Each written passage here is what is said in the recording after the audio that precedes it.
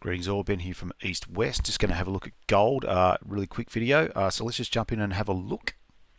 So just starting here very quickly with the US dollar. So this is, we'd sort of observed this last week, but this has continued on, right? So the strength has remained, whether or not that's US dollar being strong or just the euro and the yen being weak, but the dollar index has kicked on a bit, and the uptrend looks like it's trying to establish. We've sort of gotten through this peak and closed there, so that's kind of quite bullish for the market. Now, one of the reasons that I point this out is when you look at correlation. So this is the correlation coefficient between the dollar index and gold.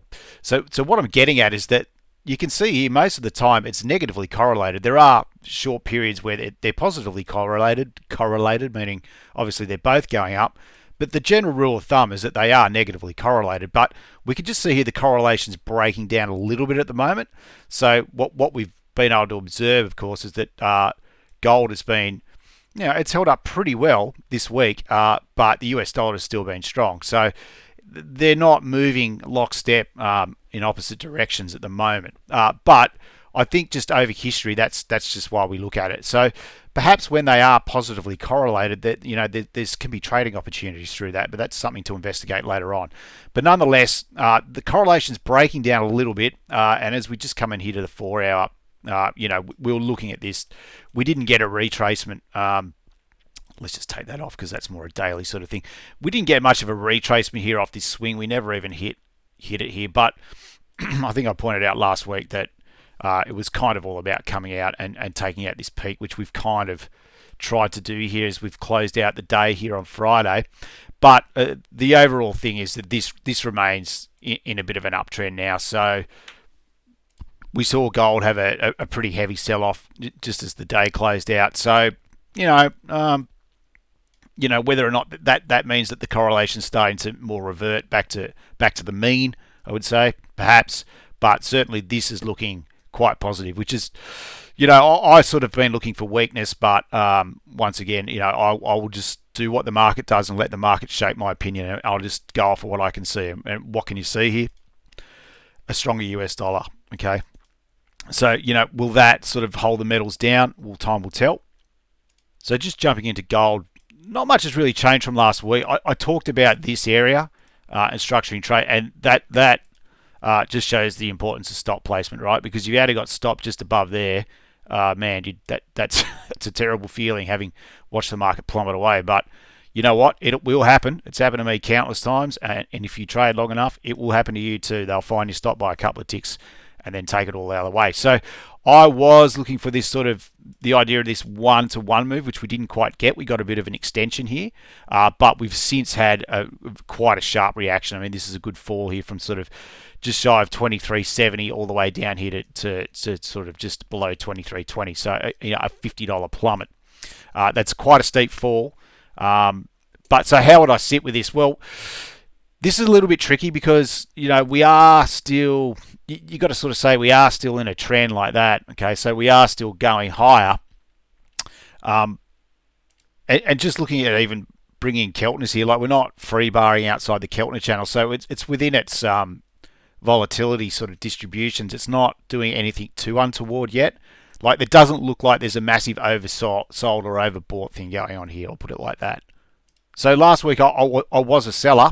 And that trade, depending on where you put your stop, is still on. Okay, even though you are fighting against the short-term trend, but you got to look at it coming the other way, and we still don't have that higher high. So what I'm saying is this still remains quite live. It just depends where you put your stop.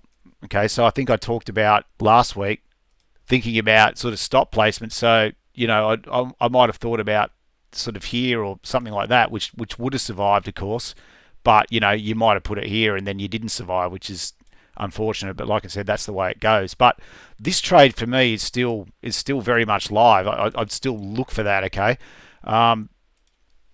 if you sort of still wanted to be bearish this market, which I'm kind of still looking to be a seller at this point until this pivot gets broken. If this pivot gets broken, ultimately, that's where I would stop looking for sells. But for right now, I would still be playing this short. So if you did want to get short, what would be your next point of call? I wouldn't get short here. I'd probably be looking for, you could even just look at this as a shorter term play. Okay, so what would you get here? I mean, if you look at that, this retracement zone, it sort of ties into this peak where, maybe that's a little bit lower, but we had a bit of resistance here before we broke, and we've come straight back through it, couldn't hold. So that would be the point of call that I'd be looking for. I'd be looking for to be a seller here between 23.50 and sort of 23.40 and 23.50, this sort of general zone. So you could look for that, or you could look for this, okay, which would be the double, the second target on the measured move back down into that swing. Okay, so if we took this back down to our original target, which was this, you would be looking for much deeper.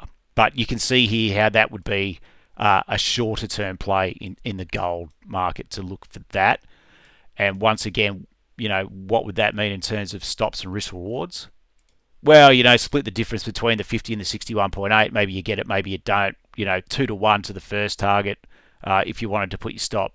I've just looked at the top of these, and like I said, I don't think if it got there, it's gonna penetrate that. That's what I would think. So I'd sort of put it maybe here, or you could go a little bit above. But say you put it there, 2.17. But if you went down here to this second target, you'd be looking at 3.25 to 1. So that's not a bad structured trade. That sort of idea. So that's where I sit with gold. I don't think there's much more to add. I'm still looking to be a seller because I'm still viewing all this as corrective. Okay, I think that is a corrective, is one whole corrective move of this move down. This sharp move, take time to correct. Another sharp move looks like it's incoming. So that's what I would think. The one danger here is that, and it's just reminding me as I look at this, is that, if you look at this move, there was no retracement. Okay, so you may not get the opportunity to participate in this.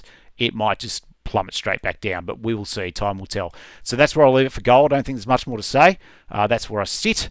The shorts are still alive, but you're fighting against the short-term trend, but the long-term trend is your friend. The US dollar is strengthening. We will see what happens. So thanks for watching. See you next week.